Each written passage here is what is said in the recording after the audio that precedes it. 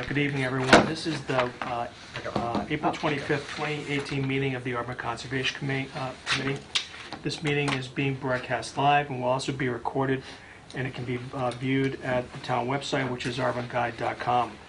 Before we begin tonight's hearing, I'm required to ask if anyone in the audience is making a recording.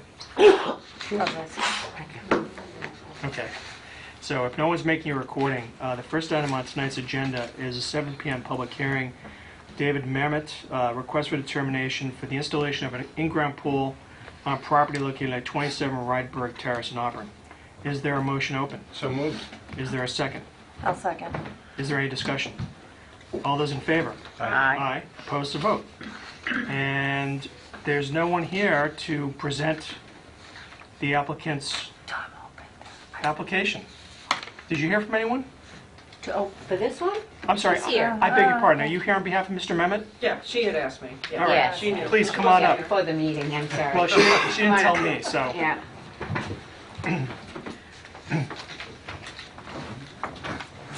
And can you just tell me your name? Liz Martirosian, Okay. Fools and Cues. Gotcha. Thank you, Liz. So tell me what Mr. Mehmet wants to do. Tell us. So we're installing, like you said, an in-ground pool in the rear property. And he's, I think, about 20 feet away from the 100-foot buffer. Mm-hmm. So when I came in to drop off the application, the building permit, she had determined to fill out the form and to bring this required paperwork for the abutters list mailed and stamped. Yeah, I'll get those. Yeah. Thank you. There was a new person at the post office. Oh, okay. She covered up everything. Oh, Dan. Yeah, I don't know Okay, what well, she we was can doing. kind of see. I gave you a Yeah. list, Okay. so you could see. I have the abutters list Yep. anyway, yeah, but that's fine. Okay, thank you. Did you need this too? Or is No, that I fine? have that. Okay. Thank you. Do you happen to know when the plan was prepared for this property? 15. Looks like December 9th, 16? Oh, on that? 16 or? No, My the, copy is not clear. 9/16, yeah. Something 9/16. Okay. Do you know who actually measured the wetland buffer? that was on there. Okay. All right. Norman Hill, does he? Yeah, because that was an as-built plot plan Okay. that we used. All right. I tried to find 27 Rydberg Terrace on Monday, and so I thought I was using common sense when I went there, and I saw 25, and then I saw 29, and there was no 27. So I understand. So I knocked on a couple of doors, and neighbors weren't particularly friendly. So I was unable to see 27 Rydberg Terrace. Carolyn, did you have an opportunity to go? I did. Okay. I did. Actually, what happens is a part of it is in Worcester. Uh-huh. Once you pass that, the numbers change, and you go into the Auburn numbers, correct? Okay. And we actually exited through Auburn the other way. We came in through the Worcester, and I believe through South Hole Road, Okay. and exited the other way. And So the numbers make no sense whatsoever. no, exactly. Okay. So if I continued on that road, I would just keep going farther down the road, and I'd eventually end up in Auburn. You Okay. get, number 33 is the last house in Worcester, then I'm 27A, and then next door to me, 27. Yeah. Oh, I Then we gotcha. start going the other way. Okay. Terrific. Well, that's good to know. Yeah. So, what did you observe? I observed I did not go into the front of the property, and I went along down the side of it, and I could not see in at all because there's a total stockade fence all the way down Okay. the whole side right here down at the end. So Okay. I did not go into the property. Okay. So we need to take a look. Yeah, Yeah, we need to take a absolutely. look at it. Yeah. So if anyone's available this weekend, I have some time on Saturday. Michelle, I'm going to be here. you're not going to be in Mexico this coming weekend? No, I'm going to Okay. be here this week. Sorry. So if anyone is available, how about 9 o'clock on Saturday? Would that work for you? The homeowner's back. The Yes. reason I'm here is because the homeowner left the country. Oh, Then now the homeowner's back. okay. We're all So back, so. Yeah. don't rub it in. So can you ask Mr. Mehmet or just confirm with him that we will see him at 9 o'clock this Saturday? Do you have the date? Be 28. 28th, April 28th. 28th? Yes. Correct, yep. 9 a.m. Okay. Yes. All right. And if he's not available, I'll have the foreman from Pools and Cues, Chris Medeville, can meet with you. Okay.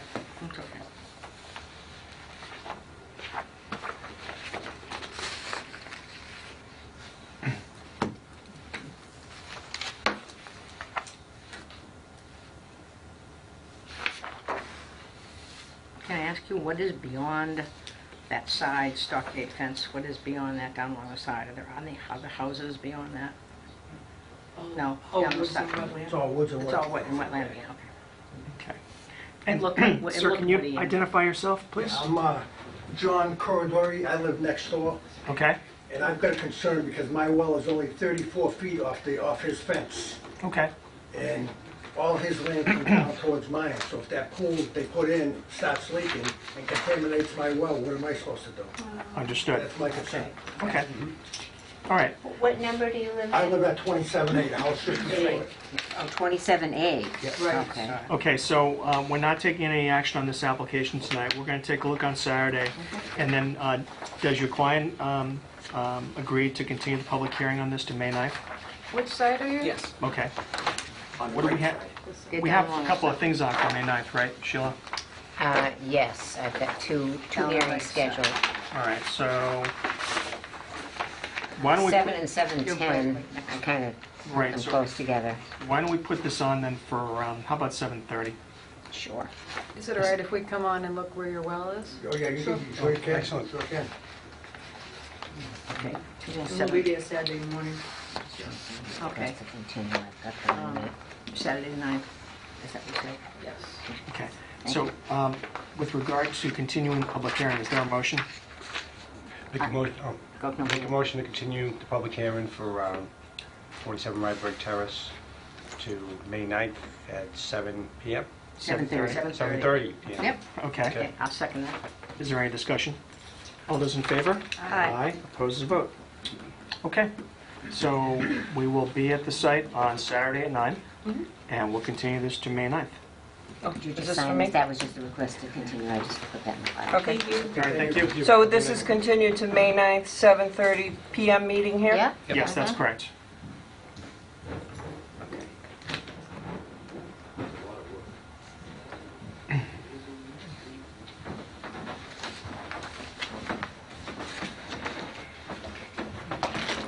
All right, thanks, Liz. all right, that's it. All That's right, it. you're Thank all you very set, much. and either you or the homeowner or someone can come on the 9th. Okay? That sounds good. Thank you for your time. You're welcome, Thank you.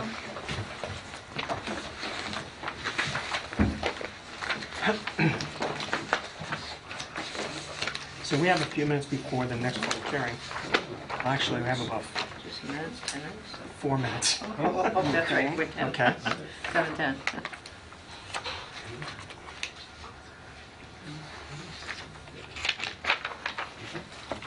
Okay. So, since we have a couple minutes, I suppose we can discuss what we saw at Rochdale Street. Oh, okay. So, several of us went out to Rochdale Street, I think all of us except for Michelle,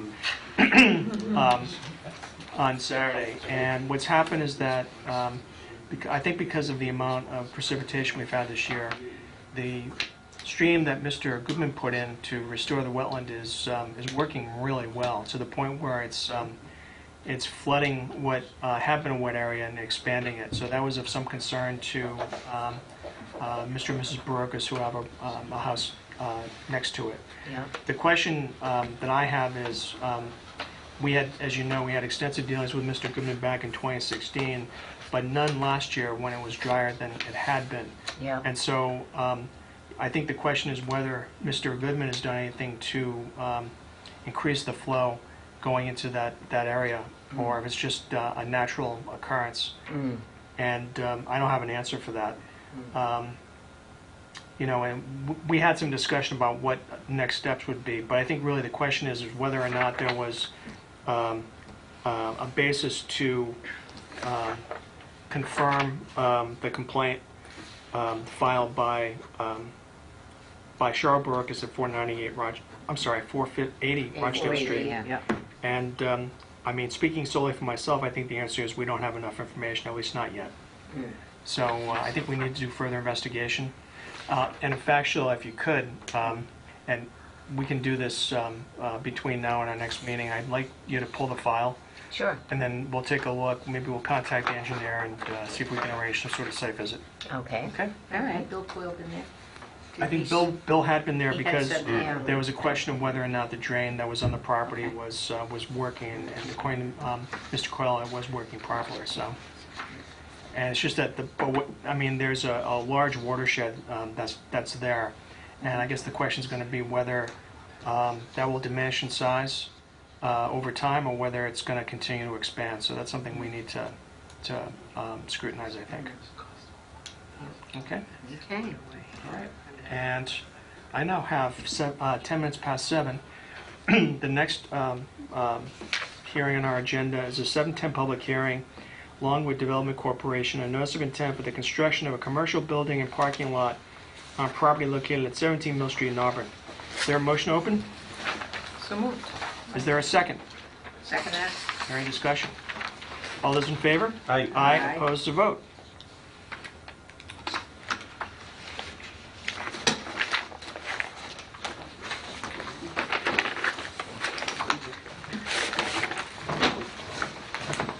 Hi, how are you? How are you, Sheila? Good. All right. Good evening. I'm Bob Murphy, Murphy Associates, Environmental Consultants. I'm the representative for Longwood Development Corp., represented by Ken Perro to my right. You all have a copy of the plans, I guess. We do. Yes, somebody dropped off a new set today. That was for planning. Planning Oh, it board. was for planning? Yeah. I thought he said conservation. Someone told Todd, get 2 more sets of copies for Graves. 'cause Oh, planning okay, is all sending it right. off to Graves. Okay, because they all had the same date, and I didn't quite understand why. Okay, I'll get Yeah, those to what Matt.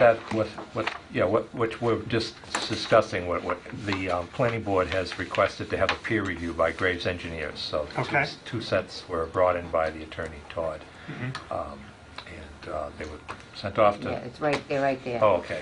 Well, that's Did you good, send some because off either to way- Graves, or just here? We didn't. You didn't, okay. Yeah, All we had right. sent them directly. So, to Mr. Murphy, that raises an interesting question. Because Graves is going to do a peer review, and that's obviously going to impact a decision that we will make in this, on your application, or the Longwood's application. What's your pleasure? Do you want to give a presentation tonight? Well, Understanding yes, that we we're not give you gonna the close the public presentation with the understanding that we will be continuing the hearing. Okay. And it would be a normal opening. With that, I could add more information that we received the DEP file number today from Central Region. And while they gave us a file number, they had requested additional information, mainly because this property is within a Zone 2 aquifer, which is essentially that it feeds to public water supply. Okay. And that triggers additional requirements relative to stormwater management and protection of the aquifer itself. We have incorporated in the design the necessary requirements to meet the Zone 2 wellhead protection. But it appears that the person at the DEP had not done, shall we say, an in-depth review of the project. So she was asking questions to have additional information that is in fact in the plan. But what we will be doing is providing DEP as well as this commission additional information that was requested relative to essentially groundwater control of recharge of groundwater, control of any illicit discharges into the groundwater. Mm-hmm. This site is a construction yard which is allowed by special permit. They have a special permit approval from ZBA. That was our first hurdle. So we meet those requirements, but because it's a construction yard, it requires, essentially 44% of reduction in what we call TSS Dose spent solids. sediments Mhm. prior to the water going into any recharge unit. The numbers I could give you for that, essentially, that we are providing what we call storm scepter units, and these units give a minimum of 80% reduction TSS oil and gas removal prior to the water going into the recharge unit. If you look on the plan, you'll see all of the water more or less goes down to a low spot, to a catch basin. And that's called a storm scepter, STC 450. What that means that it handles 450 gallons of sediment before it has to be cleaned. It's sized relative to the project that we have here. Anyway, that along with the details, we'll be providing additional information on how that sediment removal is calculated. Another issue here was we did a test pit. It was witnessed by the Board of Health, but it was quite a few years ago. And also so we'll probably have to do another test pit. And in the process of doing that test pit, the DEP has requested groundwater mounting if we are within 4 feet of the groundwater. We anticipate that we will be. So there'll be some work done on site to review the soil, depth of soil, type of soil, relative to groundwater mounting. We will be providing that information to the DEP, to you, and this will come up in the Graves review. I'm very familiar with Graves. I work with them on various projects. And this is one of the triggers that because they are working with the planning board is also jurisdictional over the Zone 2, wellhead zone. So we will be providing the information through the Graves review as well. So there's going to be a lot of overlap here, which is expected. As far as the wetland line, there was a question again through the DEP. They were not aware that we had filed a notice of intent for the adjoining property, Sear Electric, a few years ago. And we have a determination on record with this commission and the DEP as to the accuracy of this wetland line. When was that line demarcated? Do you recall? Actually, I probably have the original notice of intent, but I'm sure I have it in the office. I remember it was over the 3 file. years, I could tell you that. So we All probably right. have, I mean, we redid it. It's been reflagged. Okay. So we could do, but we submitted the new forms when we,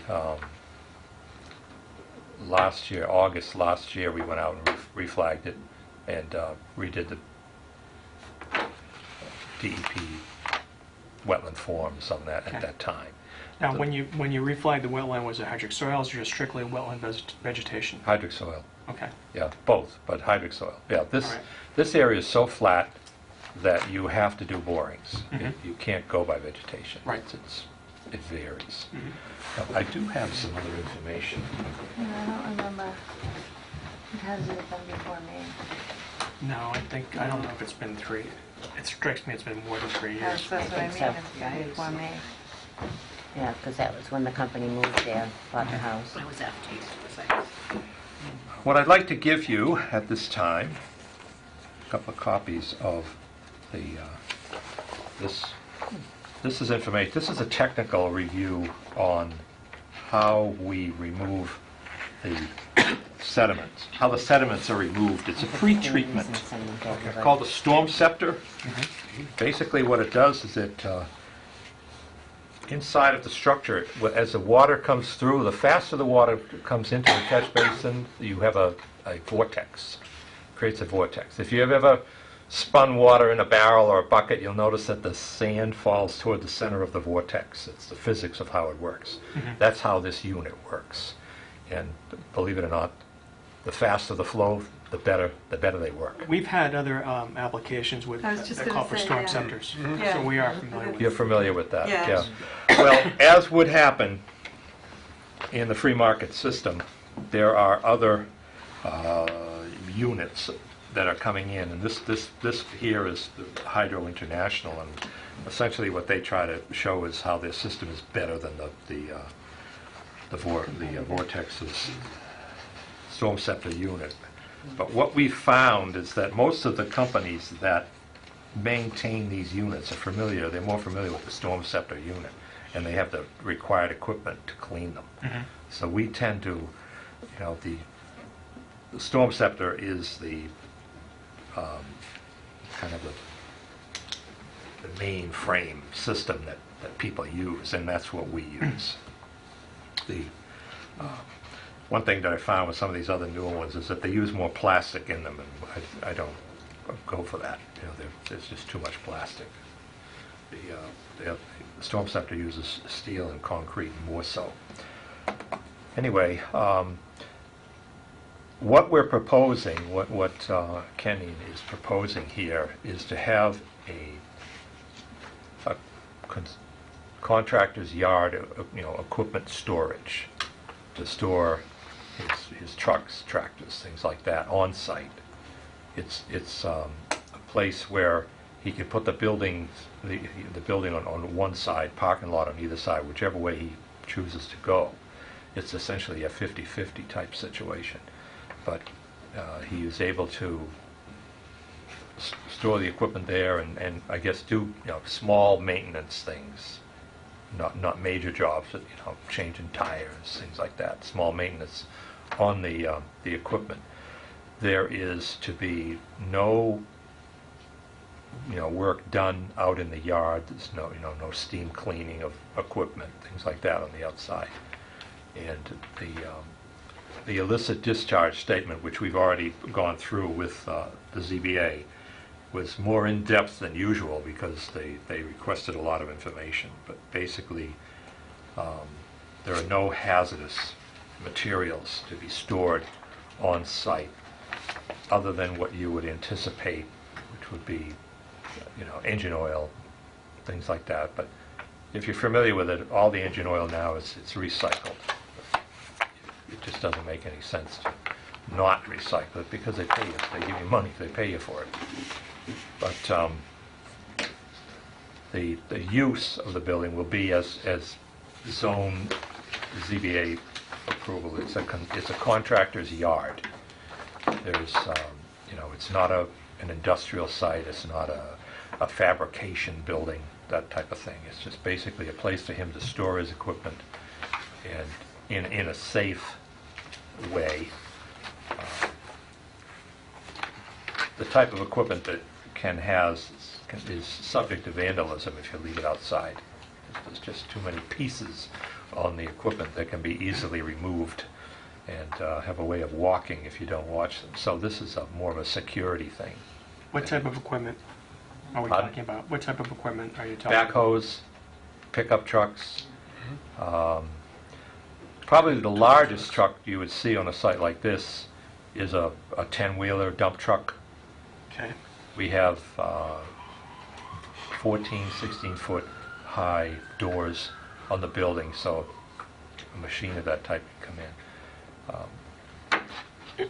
Ken has other yards which they store, you know, like these big excavators you see with the trailers. They have the wide load and the big trailer trucks and the excavators on them, things like that, bulldozers, things like that. That's not what this site is for. This is just for the moderate sized equipment. The heavier equipment, larger equipment will be stored in a different yard. Essentially, what we're proposing here is to drain the site to more or less follow the existing pattern where none of the drainage from this site goes onto Mill Street. So we have the municipal MS4 drainage situation. We don't have that here.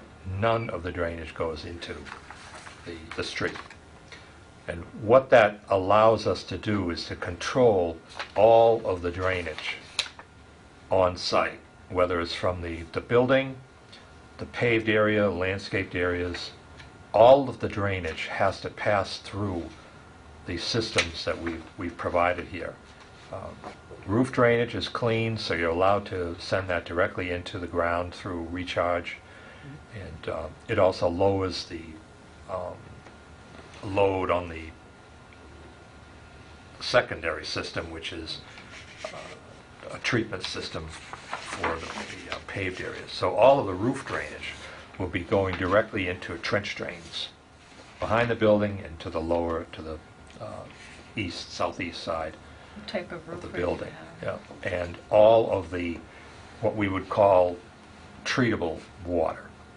Again, we've got a high point right at Mill Street, so it all comes down into this storm scepter unit, what we call essentially a vortechnics unit. That takes out, we're required to take out 44%. However, if you want this underground storm water system to last, any amount of time, you really have to take out close to 100% of the sediment. Otherwise, this thing is beneath your parking lot. It fails, you got to dig it up. So what we design into it is pretty much a maintenance-free system. You can get at it to clean it, but you need a pygmy to go down in there and crawl around. They have equipment to do it, but it's expensive. So the way you manage that is you put in a larger vortex unit than what you would need for this site. The one we have here is a 450i. That would handle a site probably 5 or 6 times larger than this. But for the cost, it's worth it to use it because you get approximately 99% removal of sediment, TSS removal, and pretty much 100% of removal of the, if you were to have a gas leak up to 450 gallons, pretty much remove all of it because the way it works, oil and gasoline float on water. This thing always has water in it. So if you had gas in there, you had that kind of a leak, it's a substantial leak. The report, Stormwater Manager SWIP report, basically says if you have any kind of a leak, you have to notify the fire department and the Board of Health immediately. And that report is to be on site at all times. The management has to be aware of it. But, your normal, maybe a couple of pints of fluid might leak from a leaky vehicle or something. That would easily be taken care of by the Vortex unit. And what happens, essentially the way these things work is the oil adheres to the stone particles, adhesion, and it evaporates. These things actually evaporate gasoline and things from it. But if you were to have a major leak, this thing is, again, if your normal tank on a large truck is like a 200-gallon tank. That's a major leak if you empty one of them on the street. Not even that big. This, No, this can handle that. I'm not saying it's going to happen, but it's designed to handle it. Okay. What we are required to do by federal regulation through the Stormwater NIPD's permit program and the Clean Water Act and a whole bunch of the Wetlands Protection Act, we have to assure that the recharge water is clean water because of the well zone. And that's the most important factor in the design of this site. Do you need a NEPDIS permit for this? Pardon me? Do you need a NEPDIS permit for this? We follow the SWIP program Okay. on all projects that involve what we call a critical area. This is a critical area. So right now the government is using 1 acre, 40,000 square feet, but they're actually proposing to have it drop down to 10,000 square feet in areas where you have recharge issues with groundwater. Right. So we're already following it, the SWIP plan, and we set up the what we call Stormwater Pollution Prevention Plan, which I believe you have copies of it. In the back, you'll see there's a whole maintenance inspection, pre-construction meeting. Everyone there has to sign it, dates, comments, when the sediment controls, land clearing, stump removal, all the phases of the project have to be reviewed by the commission and become recorded in this report. And the rest of it is essentially a report for the management of people in the building who have to be aware of it, just so that they, for instance,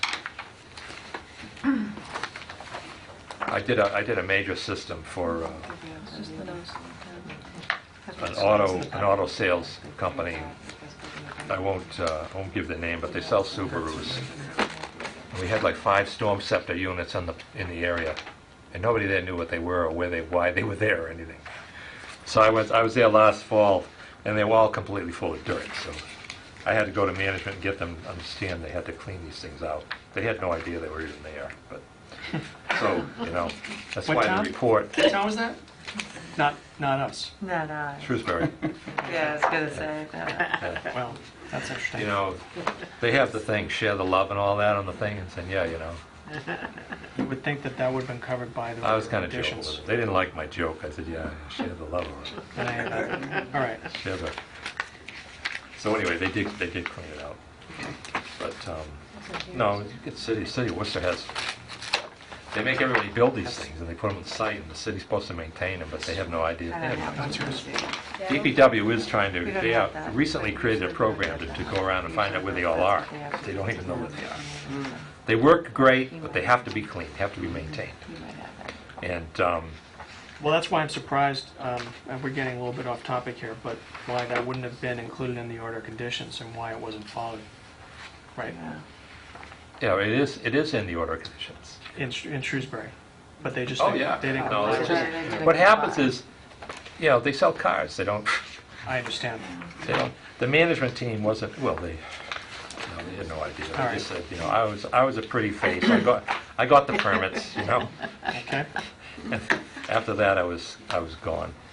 But anyway, if you look at, for instance, the first sheet, you'll see the chambers. These are. If you wonder what happens to your plastic bottles when they get recycled, they make chambers. These are heavy-duty, high-density. What we now it's converted to polyethylene, polyurethane plastic. This is basically the plastic bottles, and, different types of plastic being recycled and utilized in these underground chambers. They're very strong. If they're built properly with the stone, it acts essentially as an arch, and the more weight you put on it, the stone, the stronger it actually compresses. And again, it has to be inspected several times during construction just to make sure that it's being put together properly. The good news here is that Kenny is very familiar with all of the systems that we're proposing here. He understands storm scepters, Caltech chambers, things like that. You install it? Yeah, he installs them. He does a lot of work for municipal work for the city and the state. Gas companies, when they're doing gas mains, things like that. He does that type of work, so he's licensed for what we call drain layers, license work. But again, this has to be inspected and installed properly to work, and it has to be maintained. But essentially, I tried to give you an idea of what we're proposing relative to protection of groundwater, which is the number one factor here, and then a general idea of the type of business that he runs, that he would be running here. And as I say, we've been through the ZBA, we've met the zoning requirements for that. We filed with planning. Actually, they were supposed to have a meeting last night, but they didn't have a quorum, or so we're on to the next one.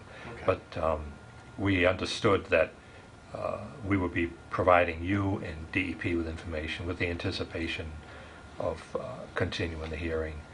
We like to do it in tandem, especially, the ZBA didn't matter. We had to have that permit first. But dealing with the planning board, Graves Engineers, and DEP and the commission, it's good to do it in tandem so that we don't anticipate you closing this hearing until we have pretty much lined up all our ducks with, Right. planning board.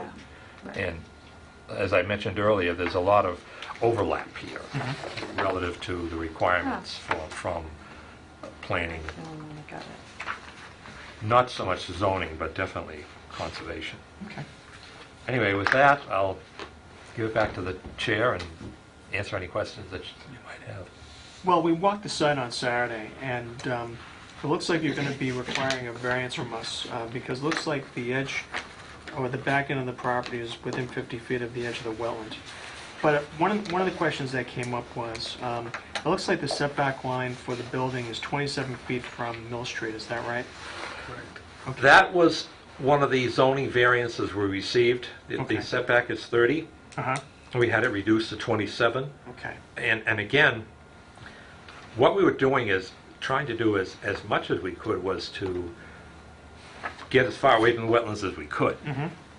And also, we had setback issues relative to other buildings on the street, and you have to try to comply with what's there. Well, you've got the easement on, if you're looking at this site on the left side, which is, was it New England Power?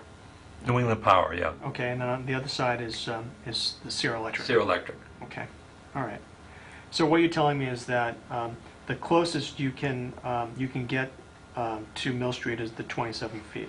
Right, Okay, all right. right. What we actually looked at, lowering it, and they basically, in a preliminary review, said you need to have a substantial hardship to lower it. We did. Right. So what we agreed to do was to try to match existing buildings that are in the general area. At 27 was the medium, mean. Do you definitely feel Just- like you need that big of a parking lot? If you've got trucks? Yeah, it's basically parking for employees and turning radius for equipment. Does that fall within the setback rules as well? Yeah, they're basically turning, backing in. So, you try to... This is actually a small site, but it was a good area, and it was available.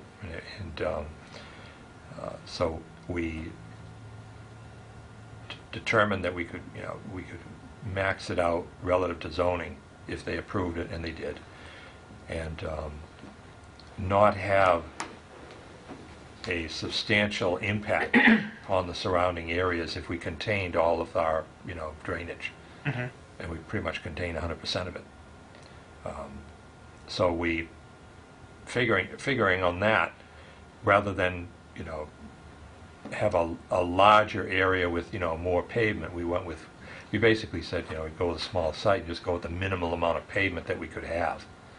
And based upon what they call the aggregate area around us that's undeveloped, you're able to basically claim a credit for that by not developing that area. Mhm.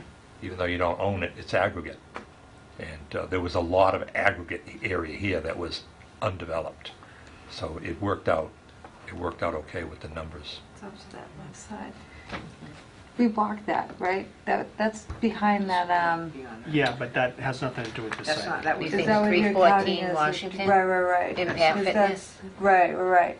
That was something It's a- else. It's around It's the a whole corner, nother it's not the same project. site. Is that what we're counting as aggregate, though? No, we're not counting it. Okay. No, we're just No, looking okay. at, if you do the Google map, or even look at the USGS map, So, you'll see there's a tremendous amount of area that's undeveloped. so Right, I guess right. the question I have is, how much give is there on either side of what you're proposing? If you had to, can you change the footprint of this so you can take it away? Instead of making it, can you make it wider and then bring it further away from the edge of the wetland in the back? In order to meet the zoning, in order for Sierra Electric, who subdivided this property, in order for them to meet the zoning, this was the maximum lot they could split off. All right, so you're using 100% of what is allowed? Is that what you're telling Basically, me? the 100% of the area that was allowed. All right. And it also had to do with, if you look at the frontage numbers, they were, I was involved, actually, when we came here before with conservation, it was clear on the site. We subdivided this for sear, and then did some land clearing and stuff like that prior to, well, it was probably 6-7 years ago. Time seems to pass on me here, but it was more than 3 years ago. Yeah, it wasn't recent. Yeah. But if you look at the frontage and the area, that all meets zoning. You're not able to make a non-conforming lot. Gotcha. So the lot conformed to zoning. What we needed a variance for was the use, special permit use in that area. And I don't know if you've looked at the zoning lately, but pretty much all the uses require a special permit. Yeah, I do. If you're in, Especially in this area, too. yeah, critical area. Sure. So you needed the variance and the special permit here. right? We did. Variance for the front. Yeah, we had a variance, several variances actually. One was for the setback, the use, and Aquifer. the amount of landscaping and, The aquifer. yeah. Yeah. The aquifer. Yeah, yeah. But we, Do you know what type of roof you plan on using for the building? Pardon me? What type of roof you plan on using? yeah, it's a metal roof. Like a galvanized? Yeah, it's a galvanized, I'm not sure if it's galvanized. No, you have to be careful because that's zinc. Okay. That's It will right. not be a zinc roof. Okay. That was We what cannot we were send that, concerned about. can't send zinc into the ground. Right. No. It will be more than likely, and again, it could be a rubber roof, but It's a steel building. So it's a steel building, but it's not galvanized. In fact, that's kind of outdated. Partially Think of because of the acid metal rain. as The acid rain metal. does a number. If you have a galvanized roof or an aluminum roof, you might as well throw it away in 3 years because the acid rain just eats it up. So no, there's it's a steel, but it's a processed steel that is not impacted by acid rain. Okay. It's an alloy. It would be useful to know what the roof is going to be made out of, though. We'll provide you with that. Okay. That's a good question because, again, we're not allowed to send heavy metals Right. into the groundwater. And it has started to become an issue. Yeah, the fact that you're conscious of it is a good sign. Any other questions from the board? Okay. I believe there's comment from the audience. Can you identify yourself, please, and state your address, To the please? chairman and to the board, my name is Bob Carlson. I live at 26 Mill Street. I'm very concerned with this project. I'd like to go on record as saying we wouldn't be here. The last zoning board meeting, I had an abscess tooth and I was on medication and I couldn't talk because I thought I was going to throw up in front of the TV audience. Okay. And I want to make that plain because we wouldn't be here at this situation if it wasn't for that. Well, can you state- I have some questions as far as, at the zoning board, this was being used for 16-wheeler dump trucks and tractor trailer. Has this changed now all of a sudden? They may be You're saying larger, but 10-wheelers and small equipment. I don't own a tractor trailer, Okay. so That's what was at the program at the zoning board, and I can listen to that. Perhaps what we could do is perhaps you could supply us with a list of the equipment that you are going to store there. I think we did already. Okay. Well, I don't have it, so that's something. And if I could just address some other situations, did you happen to go on to check for vernal pools? We walked the site, and we went Saturday, and it was pretty dry. Did we walk way back towards the back end? We did not. But we will walk the site again, and again, because Graves is going to do a peer review, I'm sure that they will address those issues and other issues too. But we will rewalk the site. Okay, and one of my main concerns is my well is on that side also, and so isn't Phyllis Hardy. Phyllis Hardy, who owns the house across the street, is has a problem, and she couldn't attend the meetings, but her well is going to be about 100 feet away from where this building is. In relation to where this is proposed, where is your well located? My well is approximately 125 feet from, not even 125 feet from this. Okay. Is it on your property? Yes, it is. So it's on this the yard on the right side? It would be on the upper side, closer to Sear Electric. Okay. All right. And I'm worried about contaminants and what's going to happen to my well system down the future, and I want to go on record because I need to hold somebody liable if something goes on. I understand. And also my Title V septic system, if the terrain changes with the filling and everything else, all these collectors sound good, but it's not going to get all that water. There's no way that water is going to funnel underneath that building and go different places. And I'm also wondering where this septic line is coming and where their well is going to be. Are they bringing water and sewerage down the road? Proposed wells in the front, northern corner. If I may respond, the gentleman's made some, quote, expert remarks here. The water will be maintained, treated on-site, and we follow very strict regulations relative to the perk rates, soil type, groundwater mounting, water table. Okay. As far as wells are concerned, we originally looked at the wells next door. We met with Mrs. Hardy. I met with Mrs. Hardy across the street, located her well for the Title V situation. Initially, we were dealing with the Board of Health to put in a septic system here. And we determined through the sewer department that it was available, that we could have an on-site pumping system, and we have approval to run what we call a force main, a sewer force main, down Mill Street up to a manhole on Millbury Street. It's about a 600-foot line. So that will be, sewage will be maintained through a municipal system that connects into Millbury Street. As far as water is concerned, yes, we're going to have our own well. And our well is in the front. It's basically as far away from this unit as possible.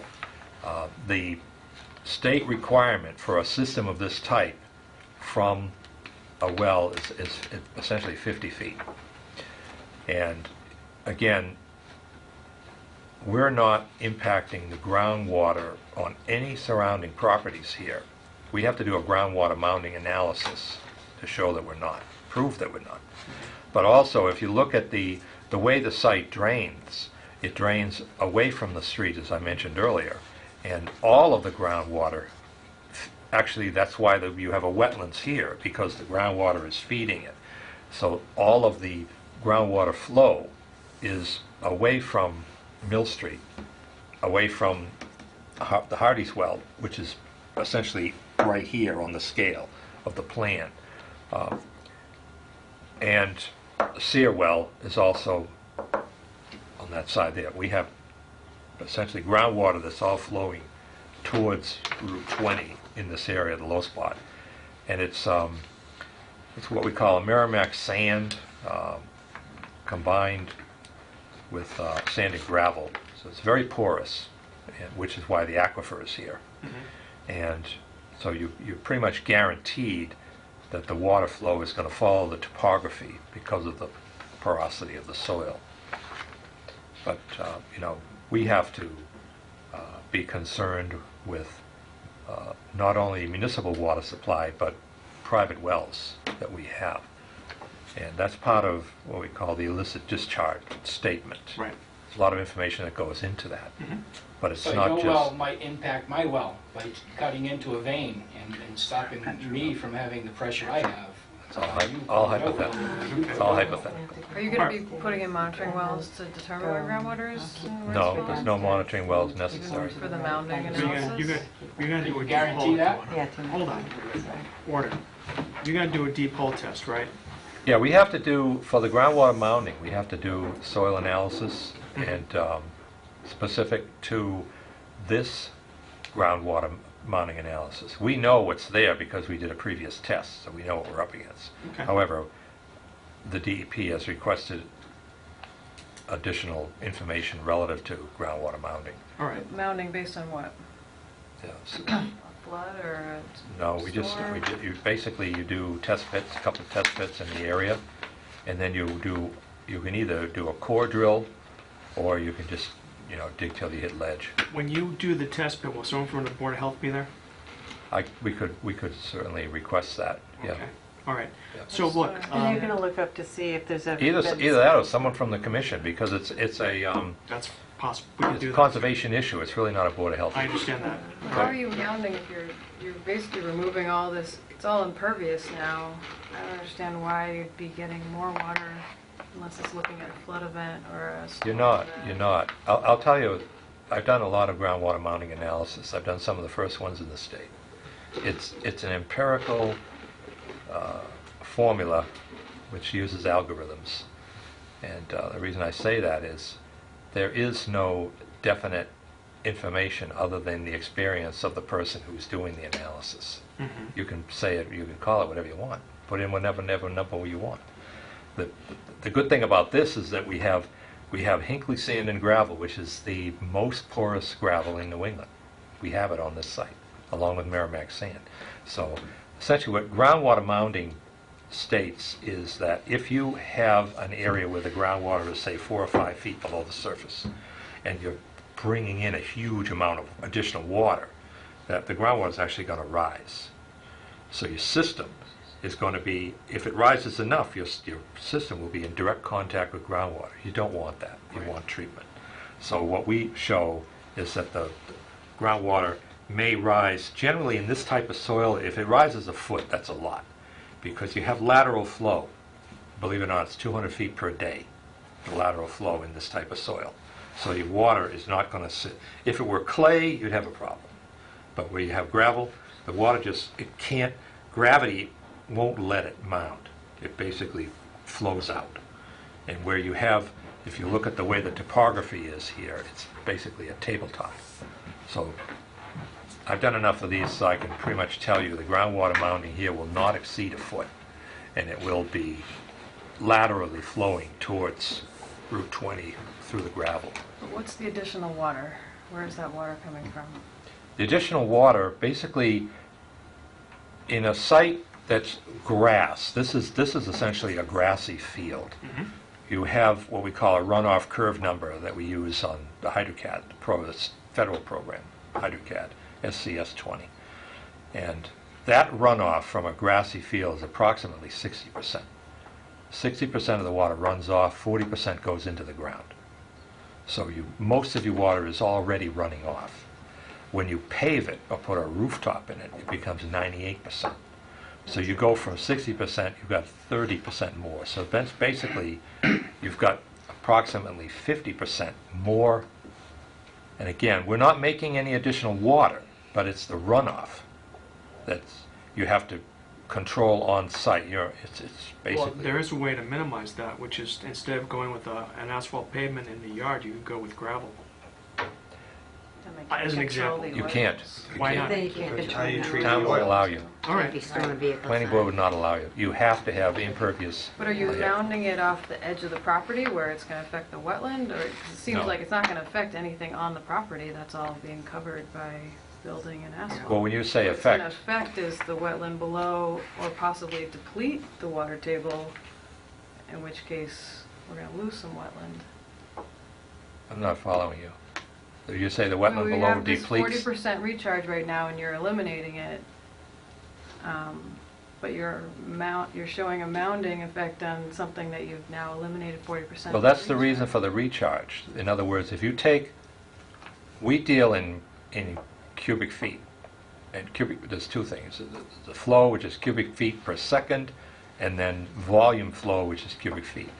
You cannot increase either one. So we cannot increase the flow off the site, which causes erosion down below. And there's basically none. Why can't you discharge into the wetlands? I'd love to. Why Not can't you? allowed to. Yeah, I was gonna So say. this Not whole allowed to. stormwater scepter is going Because straight into the sewer? if we are recharging into the ground on our site, so all of that 50% that I said, that volume of runoff, that is now contained on site underground with these chambers and the stone. You have to, in a 24-hour storm, for 2, 10, and 100-year storm, you take all of that water that would have run off, from a paved surface, goes into this recharge system, and it goes into the ground. So you have all of the additional flow that could impact. In this case here, it's really not going to impact it because there's nothing here. But you're talking about like a subdivision that has 100 houses in it. You know, one guy develops this site next to somebody's house, yeah, it's going to have a definite impact because it's so close. This area is all wooded. It's a large wetland area. It's, you know, it's kind of a moot point because we're not going to have a negative impact on this wetlands. It's just not going to happen. If you took all the water from this site, put it into this wetland, it would probably go up maybe a 1/16 of an inch on a 100-year storm. So, you know, it's... So why don't we leave it this way, all right? Since Graves is going to be retained and do the peer review, my suggestion would be to continue this for 2 meetings, which would be, I think, May 23rd, right, Sheila? Let me see the calendar again. That'd be a month. That makes sense. And quite honestly, we should have... Graves is, you know, they're famous for giving you about 2 days to do your review after they've had it for 5 weeks. Yeah. Well, if it, She knows, you know. if there needs to be a I know continuance- Don excuse Graves me. very well. I can Excuse me. prod him. Excuse me, sir, I'm talking. Yeah. If we need to continue the public hearing because of a delay, after Graves completes the peer review, then we can continue the public hearing at that time. Right, All right? sure. But, and in the meantime, between now and then, we will take another walk out there. We will look at the wetland, and, you know, we will, whatever, as you get more information, provide it to us, and we will reconvene in a month. Sounds good. All right? Yeah. And feel free to contact my office if you need any additional information All right. as well. So is there a motion to continue the public hearing? Move to continue the public hearing till May 23rd at, Thank is you. it 8 o'clock? 7? It is 7? Okay. Oh, I thought it was 7:30 was the last one. No, Yeah, that we was can on jump May in another 9th. Oh, meeting. okay. That's right. Right. Okay. We don't have 7. anything scheduled for May 23rd, do we? Not yet, no. Okay, so why So don't it is May 23rd? Yes, Yes. at 7 p.m.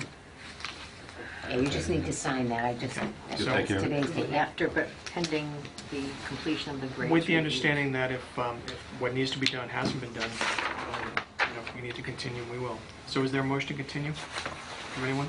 I make a motion that we continue the hearing. What, mine's not good enough? Sorry, I didn't hear you. I believe we already have a motion on the floor. Yeah. Yeah, I just said, I moved to continue the meeting until May the 23rd 3rd at 7 p.m. p.m. 7 p.m. Oh, that's what it was, okay. Yeah. I heard it. Thank you. I Yeah. encourage you. All those, Thanks, Carolyn. Sorry. she was talking about 8 o'clock. Is all in favor? Yes. All in favor? Aye. Opposed to vote. Okay. All right, gentlemen. Thank you. Thank you for your time. Thank you. Have a good night. See you in a month.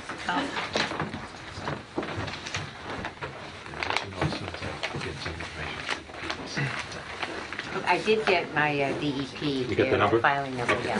Nice presentation. Good night, Ken. Have a good night. You too. Good night.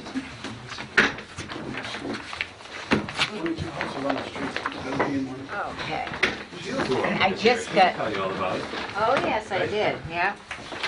Yeah, that area was always, I lived at 2 Mill Street, and which was right almost across from the electrical company, there's that pine grove in there. You were next to Hardy, or?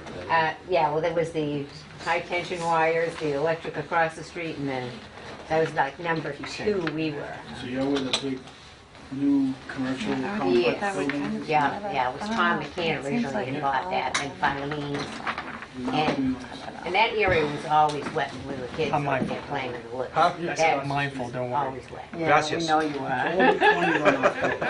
Yeah, Millbury Street. See that big B on your chest, baby? I see it. Yeah, they're already You into this. saw the, you already saw the I had the scruff going, but it got too itchy. how they redid I couldn't do it, I had to shape it, I'm like, I can't do this. Okay, you I was too. doing insulation when I'm like, Take no. priority. So anyway, Right, no worries. We're good. we did, and because we didn't meet earlier in April, we did have a site walk at 2 Waterman Road based on a complaint, or actually around the corner. based on a complaint from Bonnie Samia. And in all honesty, this kind of reminds me of the same situation with Mr. Goodman. Situation where we believed back in 2016 this issue had been resolved. Yep. No recent problems, and then apparently because we had more precipitation, the abutter at Waterman Road is complaining of water backing up into the backyard. So I don't know what the answer is to that. It's also our understanding that the house is, since Mr. Fawn had constructed the house and retained Mr. Gravoski to resolve that issue, that the house has been sold. So I suspect what's happening is that I don't believe the current owner has done anything to change the topography, but it's still an issue relating to that backyard, and it's probably worthy of further investigation. So I think we should continue that and see if we can learn or obtain any more information on that. Were we concerned as well about snow removal being deposited in that area, but we didn't think so? Or? The problem is that if for those of us that are familiar with the site, there is a CVS, and the parking lot is at the back of the property, with a concern, and I think one person's concern, or multiple persons' concern, is that if they are stockpiling snow at the back of the driveway, that when it melts, it is affecting the pond that is behind the house on Pioneer Lane. I'm not convinced of that. I think there's groundwater in that area too, and it's worthy of further, I think, investigation. I'm sure there's groundwater there. And I'm pretty confident that the snow isn't helping any of that. No, it's not. No, I don't think And it's the helping. water flows from Waterman towards Goulding. Mhm. And we have the Applebee's So I mean, of it as well, so. I don't know, they just did all that new construction for the O'Reilly. Right, is that culvert, That's is open that now. blocked, or is any of that stuff Yeah, I don't know flowing what on happened with Riley's? that opening they made between the two sites, Right. Waterman Road and Pioneer. I mean, That's right. where O'Reilly was constructed, that's some distance away from this property. But there's that stuff, that culvert, there's Under the road. under the roads. Under the that- road, there was one. Some of it was flowing, some of it wasn't, when we looked at it, so I It's a mean, possibility. It is a so is possibility. that I mean, blocked? if there's a block culvert, that could certainly contribute to water being stockpiled or backing up on that They property. did build a So fence. perhaps we can contact Mr. Coyle about that. You know, I was thinking about that. Yeah, excellent. While you were in while you Mexico. were No, down in Mexico, yeah. but Okay. I'm sorry. Like when, we're gonna pay Michelle, you, I'll stop. I'm sorry. we're gonna pay you down. Can't resist. All right. So, keeping in mind that there's a hockey game going on of some importance, my suggestion would be that we defer action on the minutes until our next meeting. I'm in. I'm in. I second that. I'm All second. right. Does anyone else? Is there anything else that you want to discuss? No, we don't need to discuss the Tristan Liberty Everything's Classic continued? bag van. Yeah, I don't know, I could probably take that off, I don't think we're I don't think discussing there's anything anything about to that. discuss on That's that. fine. No, there really isn't. All right. If there's no new business, Motion to adjourn? okay, is there a second? I'll second that. Is there any discussion? All those in favor? Thank you. Aye. Okay. Aye. Opposed? You're welcome. It's a vote.